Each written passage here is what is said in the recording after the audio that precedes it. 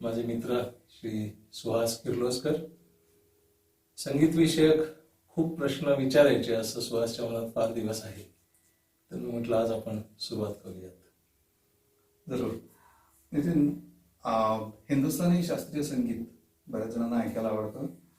त्यातल्या बऱ्याच जणांना आवडतं, पण काय चाललंय ते कळतंच असं नाही. त्यामुळे त्यातला पहिला प्रश्न म्हणजे हिंदुस्थानी शास्त्रीय संगीत आणि सुगम संगीत यात फरक काय असतो नेमका?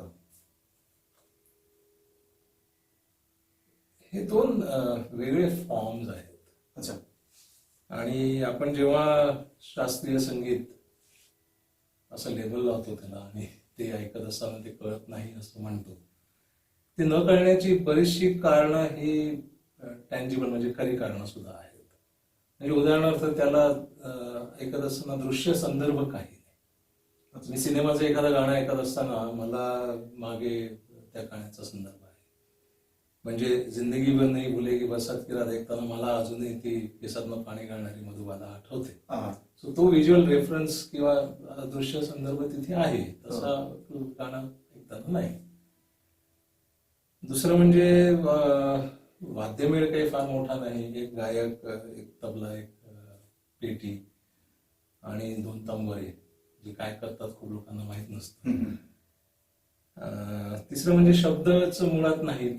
शब्द असले तरी सुद्धा म्हणजे असतात शब्द, पण त्यातनं जे काही काव्य असतं त्याला काही काव्यातनं अर्थ नसतो. त्यातनं निघणारा अर्थ काही तसा त्यातल्या काव्याच्या अर्थासाठी नसतो. शब्दांचं प्रयोजन कळत नाही, त्या शब्दातनं येणारा भाव काही कळत नाही.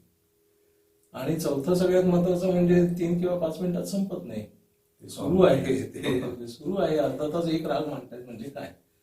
आणि मग शेवटी हा राग, हा कन्सेप्टच, राग संकल्पनाच मुळात माहीत नसल्यामुळे तिथे अडतं. असे या सगळ्या खरंच अडचणीचे मुद्दे आहेत. त्यामुळे काही गोष्टी कळण्यात समजायला मदत होईल का? ना, नक्कीच होईल. पण हल्ली मला नेमकं खरंच असं वाटायला लागले की न कळण्याचा संबंध हा परिचयाशी जास्त आहे. म्हणजे ज्या प्रमाणात आपण इतर संगीत ऐकतो किंवा आपल्या कानावर पडत असतात, ऐकतो जसंही नाही पण ते पडत असतं कानावर, त्या प्रमाणात काही शास्त्रीय संगीत ऐकलं जात नाही. आणि जे फारसं ऐकलेलंच नाही, ज्याच्याशी फारसा परिचय नाही, तिथे अपरिचयामुळे त्याच्याबद्दल असलेला एक जो काय इनिबिशन आपण म्हणतो ते आहे, आणि तो जास्त मोठा अडचण आहे असं मला वाटतं. आपण उदाहरण घेऊन बघूयात पाहिजे. जरूर जरूर.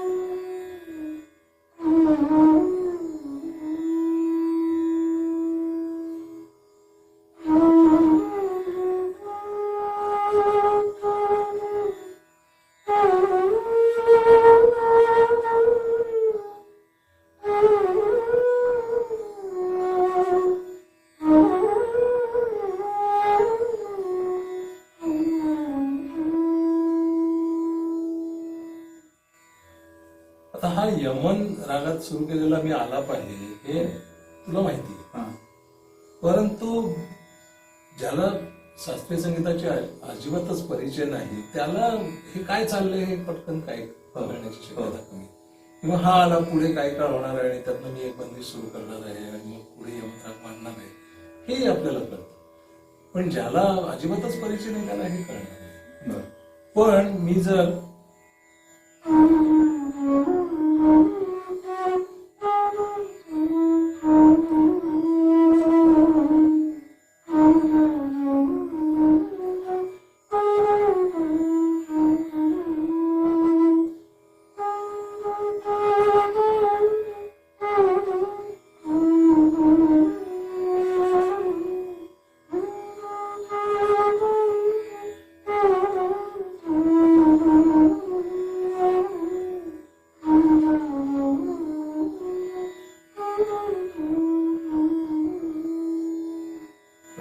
हे काय सांगायला लागत नाही काय चाललंय ते, कारण मला हे गाणं माहिती आहे. पण इथे शब्द सुद्धा नाहीत, मी काही शब्द गायलेले नाहीत, तरी सुद्धा या गाण्याचे शब्द मला आठवले. का आठवले? कारण ही जी काय मी मेलडी म्हणतो आपण त्याला, ही जी काही मी सुरावट वाजवली ही त्या गाण्याची सुरावट आहे हे मला कळतं. हो. पण हे गाणं यमन रागावरती आधारित आहे आणि मगाशी मी जे काय आलाप करत होतं ती सुद्धा हीच सुरावट आहे एक्झॅक्टली. अच्छा. मग ते समजत नाही आणि हे समजतं असं का आहे. तर हे गाणं मी खूप वेळा ऐकलेलं आहे, पण मी यमन रागाची मांडणी अशी किती वेळा ऐकली. ती जर जास्त वेळा मी ऐकली तर हळूहळू मला यमन रागाची मांडणी सुद्धा कळायला लागली.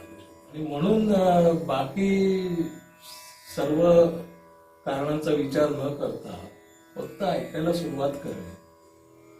आणि जर आपण सेन्सिटिव्ह असलो आणि आपल्या मनात प्रश्न उत्पन्न व्हायला लागले, आपण इंग्लिशमध्ये क्युरिओसिटी म्हणतो, हो. तर तसे व्हायला पाहिजेत आणि त्या हळूहळू त्या प्रश्नांची उत्तरं शोधायची इच्छा झाली तर त्या प्रश्नांची उत्तरं मिळतील. आपण तेच करणार आहोत आता. हो.